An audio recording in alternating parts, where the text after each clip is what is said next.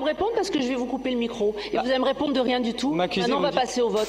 La démocratie, c'est pas la dictature de la minorité. Quand on veut faire des économies, on commence par ne pas créer de nouvelles dépenses. Être élu à Menton, ça ne doit pas être une opportunité pour s'enrichir. Franchement, je vous trouve minable. Minable. Vous êtes le champion du monde de l'aquaplaning politique. On ne peut pas dire tout et son contraire. Vous nous reprochez, en fait, si je comprends bien, de rémunérer 3 adjoints de quartier qui vont travailler pour la proximité. Et pour nous, c'est une fierté, au contraire, d'avoir ces 3 adjoints, de mettre également des moyens sur la proximité. Surtout dévaloriser leur statut, surtout faire en sorte qu'on les montre du doigt, qu'on les pointe du doigt. Je suis très en colère de ce que vous faites. Vous faites des amalgames. On a un mal fou en France à valoriser le travail des élus et vous venez à chaque conseil municipal, vous les enfoncez. Je ne peux pas dire aux Mentonnais, faites des efforts, attention, vous n'avez plus la navette gratuite, elle devient payante, mais de l'autre, augmenter la dépense publique lorsqu'elle est rattachée aux élus. Où est l'exemplarité? Et vous nous parlez de cette proximité, mais en fait, il y avait d'autres possibilités.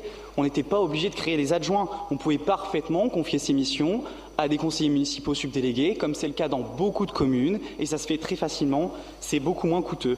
Derrière cette décision, il y a une réalité qui est simple sur votre majorité, une majorité de 29 élus. Vous avez maintenant désormais 24 élus qui sont indemnisés, de 661 € à 5 179 €. À cela s'ajoutent les 15 000 € qu'on a votés, que vous avez votés, de frais de représentation, alors que dans le même temps, notre ville, elle emprunte 7,6 millions pour boucler son budget. Il y a une problématique de ce point de vue-là. On ne peut pas dire tout et son contraire. Alors je le dis avec gravité, le décalage entre ces discours est problématique. Quand on veut faire des économies, on commence par ne pas créer de nouvelles dépenses. Être élu à Menton, ça ne doit pas être une opportunité pour s'enrichir, même si les élus, on l'a dit, sont nécessaires. Il y avait d'autres possibilités. Je ne remets pas en cause le travail des agents qui font un travail formidable et qui peuvent le faire sur les conseils de quartier. Et en ces périodes de contraintes, on demande un peu d'exemplarité. C'est pourquoi nous voterons à la fois, comme la délibération précédente, contre. Gonard, je pense que vos propos manquent de retenue. Quand j'entends pour s'enrichir pour les adjoints, je crois que là, vous faites complètement fausse route. Vous êtes le champion du monde de l'aquaplaning politique. Vous nous parlez ensuite de navettes gratuites. Je ne vois pas ce que ça vient faire avec le schmilblick là-dedans. C'est le message envoyé. Oui, non. Aux administrés. Il n'y a pas de navette gratuite, donc je veux dire, le message envoyé, il est encore out, comme on dirait au tennis. Allez-y aux Mentonnais qui avaient la navette gratuite et qui vont devoir payer 1 €, qu'il n'y a pas de navette gratuite. Monsieur Renard, laissez-moi terminer, je vous ai laissé parler. Allez-y, pardon. Donc aujourd'hui, vous nous reprochez, en fait, si je comprends bien, de rémunérer 3 adjoints de quartier qui vont travailler pour la proximité. Alors sachez, monsieur Renard, d'accord, que pour nous, c'est une fierté, au contraire, d'avoir ces 3 adjoints, de mettre également des moyens sur la proximité. Et puis je vous laisse réfléchir cette petite phrase, mais la démocratie, c'est pas la dictature de la minorité. Alors si c'est comme ça que vous considérez votre opposition comme la dictature de la minorité, désolé de nous exprimer. Ce que je vous reproche, c'est pas de la proximité, c'est pas de créer des conseils de quartier, c'est de ne pas avoir mis ces compétences, c'est de créer de nouvelles indemnités qui ne sont pas nécessaires. Vous les auriez mis à des conseillers municipaux subdélégués, ça aurait fait le même effet, ils auraient pu travailler de la même manière en proximité, sans créer de nouvelles dépenses, c'est tout ce qu'on vous dit. Je vais vous le dire, monsieur Renard, je suis affligée. Je vous trouve d'une médiocrité, mais affligeante. Vous n'avez juste un mot à la bouche, c'est minimiser le travail des élus. Surtout ne pas les indemniser, surtout dévaloriser leur statut, surtout faire en sorte qu'on les montre du doigt, qu'on les pointe du doigt. Franchement, je vous trouve minable. Minable. Vous devriez faire l'inverse. Vous devriez porter la voix des élus locaux. Et à l'inverse, vous dévalorisez les élus locaux. Et vous savez quoi? C'est pour ça qu'en France aujourd'hui, il y a même des villages dans lesquels il n'y a plus personne qui veut se présenter. Vous êtes, je vous le dis franchement, minable. Vous faites vraiment pas honneur, mais vraiment pas honneur aux élus locaux de manière générale, qu'ils soient dans l'opposition ou dans la majorité.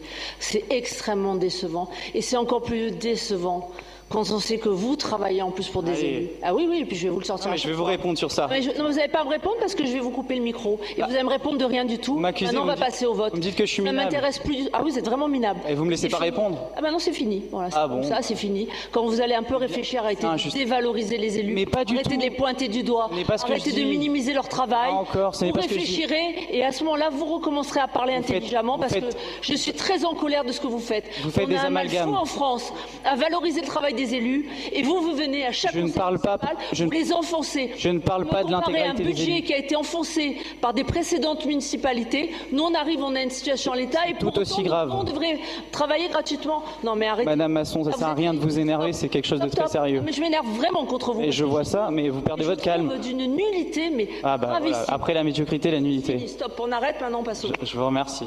Alors, qui est contre? Qui s'abstient? La délibération est adoptée.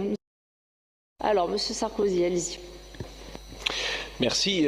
Madame Le Maire, vous l'avez vu, nous avons voté pour la précédente délibération parce que, aussi imparfait soit le dispositif, 3 adjoints quartier, c'est mieux qu'aucun adjoint quartier.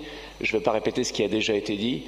Des adjoints de quartier, c'est un outil de proximité parfaitement essentiel. Mais sauf erreur de ma part, dans les mandats précédents, ces adjoints de quartier, eux aussi imparfaits étaient-ils, n'étaient pas rémunérés. Vous allez savoir où est-ce que j'emmène ma remarque. Vous nous demandez aujourd'hui d'en créer 3 nouveaux. Et suite à mon intervention sur la hausse des indemnités de vos élus à un précédent conseil, je vais m'inscrire dans cette même lignée en vous demandant, parce que quand on lit votre délibération, donc chacun de vos adjoints aura une indemnité de fonction calculée au taux de 22,5% de l'indice brut terminal, majoré de 15% au titre du chef-lieu de canton. Donc, pour parler en lingua franca, chaque adjoint sera rémunéré environ 1 295 € par mois et par poste, encore une fois, sauf erreur de ma part, donc un coût de 46 614 € pour l'année. Et sur la totalité du mandat, ces 3 adjoints de quartier coûteront à la municipalité 280 000 €, encore une fois, sur la durée du mandat. Donc, encore une fois, on soutient votre démarche, tout à fait d'accord, 3 c'est mieux que rien. Est-ce essentiel de rémunérer ces agents de quartier pour un travail qui relève quand même de quelque chose qui est absolument impératif pour une municipalité, et surtout en vue de la situation financière précaire de la commune et des hausses d'indemnités des élus que vous avez déjà fait passer pour votre conseil. Merci. Alors, Madame le maire, mes chers collègues, Monsieur Renard, on vous donnera la parole après. Monsieur Sarkozy, effectivement, vous avez raison, c'est un choix politique. Mais le choix que Madame le maire a voulu faire, c'est le choix de la proximité. Et donc, ces adjoints-là vont travailler.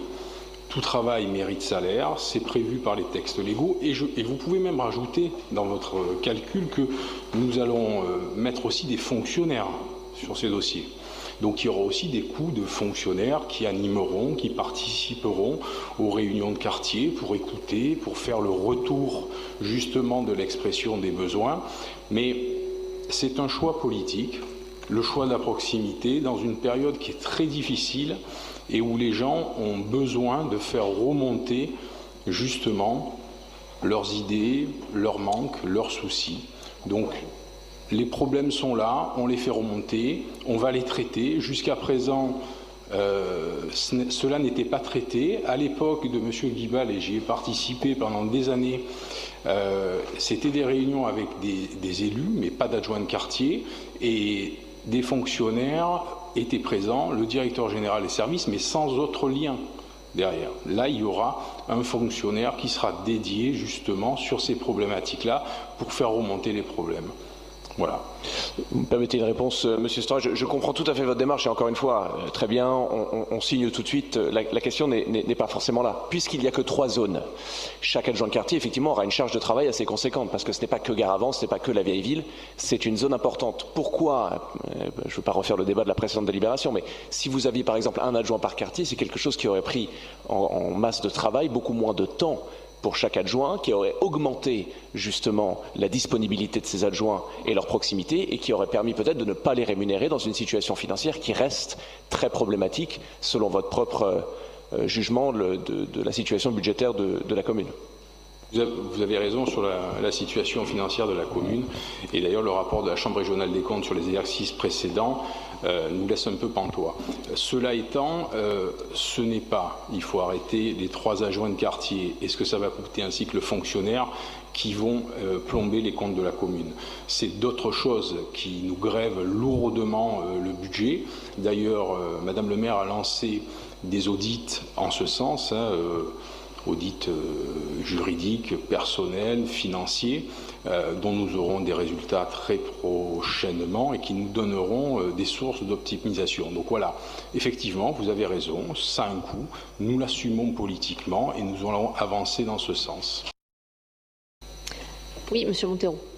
Juste pour rebondir, Madame le maire, à ce que vous venez de dire.